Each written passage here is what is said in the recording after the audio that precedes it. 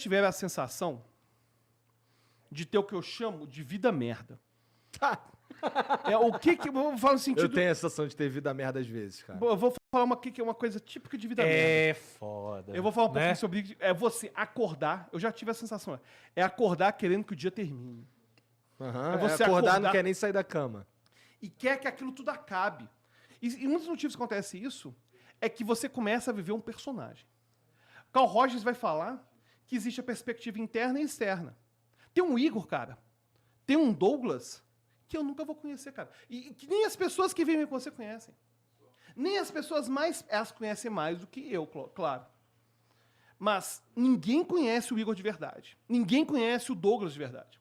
Só que todos nós temos que, em alguma medida, usar algumas máscaras ao longo do nosso dia. É lógico. Isso se chama civilidade. A gente tem que se disciplinar.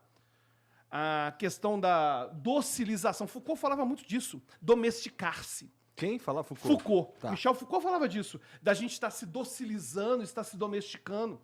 Sem domesticação não existe civilização. Mas até que preço? Que era porque Freud falava que o ser humano, ele se transforma... A civilização transformou o ser humano neurótico por natureza. Porque no momento que o ser humano teve que começar a viver de acordo com regras, ele parou de ser um ser humano Que precisava se importar. Quer dizer, passou a ter que se importar com passou a coisas. se importar. E isso se chama civilidade. A gente tem que se importar mesmo. A gente é mais do que isso. Só que Carl Rogers começou a falar uma coisa que mudou para sempre a psicologia e que vai ter a ver com vícios, que é a gente precisa ter uma vida mais autêntica. Quando a gente começa a ter uma vida, cara, que não é autêntica, a gente sofre demais. E uma coisa que não me explicavam, e ninguém nunca explica, é que entre a vida merda que você detesta e a vida dos seus sonhos, cara, tem várias possibilidades no meio que a gente não percebe, porque a gente está focado no problema. Eu não tô falando que você vai seguir seu sonho, não. Que eu acho muito ruim esse papo coach de vai dar tudo certo. Não, cara, o mundo lá fora é uma merda. O melhor, às vezes, não vai ter a remuneração. O cara que passa a perna vai dar certo. Não, o mundo vai pagar. Não, cara, ele vai passar a perna a vida toda, vai dar sempre certo para ele. O mundo, às vezes, é muito injusto mesmo. Não é aqui se faz, aqui se paga. Mas, em algum momento, cara, a gente consegue ter uma vida um pouco mais autêntica do que isso que a gente está vivendo. E aí que eu vou surgir com um conceito que eu criei. Isso é muito importante para quem nos assistindo agora, porque eu já vi uma vida muito merda, cara. Cara, eu dava aula lá em Pará de Minas, até comentei na última vez que eu vim no Flow. E eu não tinha carteira assinada, cara. Eu acordava. Olha que loucura, eu acordava. Não, na moral, vocês dois Às estão de 4 da manhã. parabéns, porque ser professor no Brasil tem que gostar muito, mano. Cara, eu Puta que acordava, pariu. cara. Olha que loucura, eu acordava às 4h30 da manhã pra estar às 7 da manhã em sala de aula em Pará de Minas, ganhando R$20 a aula, sem carteira assinada, dava aula até às 11 da noite, voltava pra casa, chegava em casa às 2 da manhã. Cara, eu acordei às 4 da manhã, cheguei às 2, fazia isso 2 vezes por semana. E eu sentia, cara, cada dia que eu saía, eu ficava pensando assim, eu não quero que esse dia aconteça. Eu quero que esse dia acabe. E eu comecei a torcer pela minha morte, cara. Já A coisa aconteceu assustadora. de, tipo, dar tão cansado de querer deitar no chão e dormir. Cara, eu te falar Isso que já aconteceu comigo, pra já, mim, mano. não é só o cansaço. De vida Era mesmo, você- cansado de... É você não querer acordar de manhã para não ter que enfrentar o que te espera. E sabe uma coisa que aconteceu comigo naquela época que me fez desenvolver a teoria do Like a Boss, que não tem nada a ver com academia, pelo amor de Deus? É o seguinte, a gente, quando estava na vida merda, a gente começa a se furtar, a gente começa a se privar de tudo que não é importante. Então, por exemplo, eu era músico. E quando estava no auge da merda, roubaram meu teclado. Que era o único. Quem é músico sabe que instrumento é uma coisa que você tem, enfim, é uma coisa cara. Porra, que triste, mano. Aí, eu adorava jogar videogame. Cara, começou a vida merda, cara. Eu não joguei PlayStation 1, não joguei PlayStation 2. O PlayStation 2 eu peguei o finalzinho do PlayStation 2. Já dava um PlayStation 70, PlayStation 2. E o ponto é o seguinte, que essa é a parte mais triste. A gente acha que a gente não é digno. Então, por exemplo, a gente tá tão na merda que, cara, pode ser R$10 o passeio, R$5 o passeio. Você tem o dinheiro, você sabe que aquilo pode tornar a sua vida menos miserável e que pode tornar aquele momento um momento like a boss, como beber isso aqui nesse momento agora.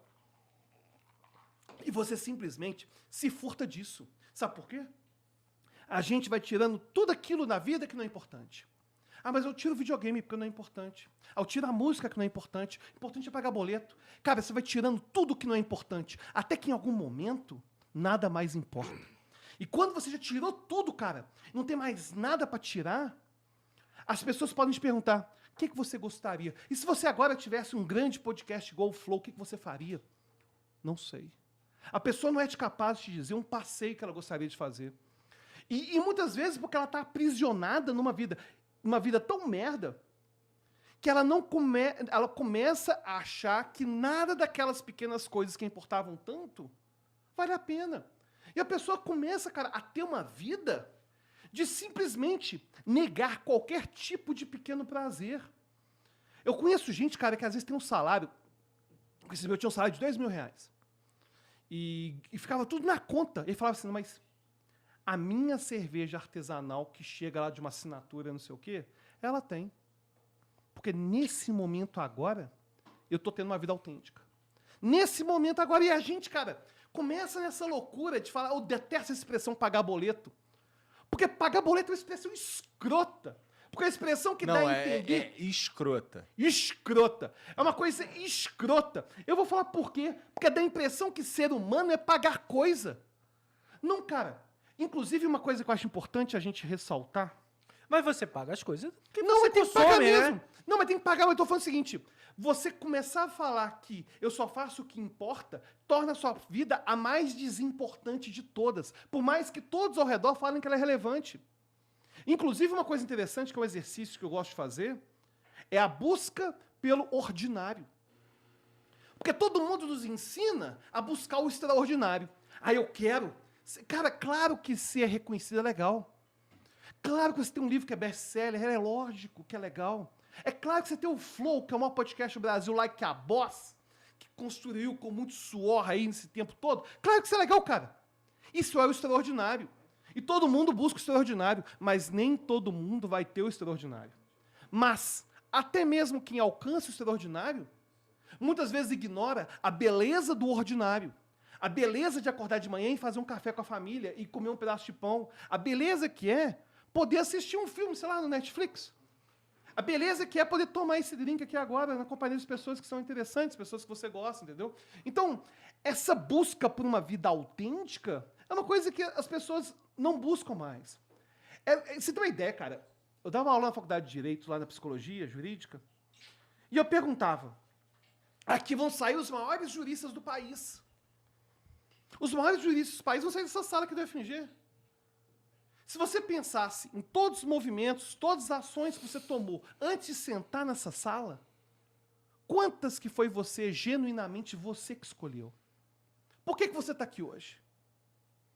Ah, eu estou a fim de estabilidade. Quando que estabilidade? Quando que aquela criança que tinha 6 anos de idade queria ser astronauta, queria ser corredor de Fórmula 1, queria ser lutador de MMA, ou youtuber? Quando que aquela criança foi convencida de que o que ela precisa é subsistência? E quando que ela foi convencida que ela não tem mais direito de ter nenhum tipo de prazer, porque aquilo, pequenas regalias, não vale a pena? E quando que ela começou a perceber que se não for extraordinário, não vale mais a pena? Existe uma necessidade, a meu ver, de uma busca pelo ordinário. O extraordinário, cara, é incrível. Mas será que a gente não poderia também estar se conectando com o ordinário? A gente sempre fala do ordinário como se fosse uma merda. Eu já vi gente falando assim, nossa, fulano de tal é medíocre. Medíocre por quê? Ele tá saindo com a família dele, ele tá jogando pipa, ele tá jogando Street Fighter, perdendo pro Blanca. Ele tá tendo uma vida que é uma vida autêntica. Cara, eu vou te moer.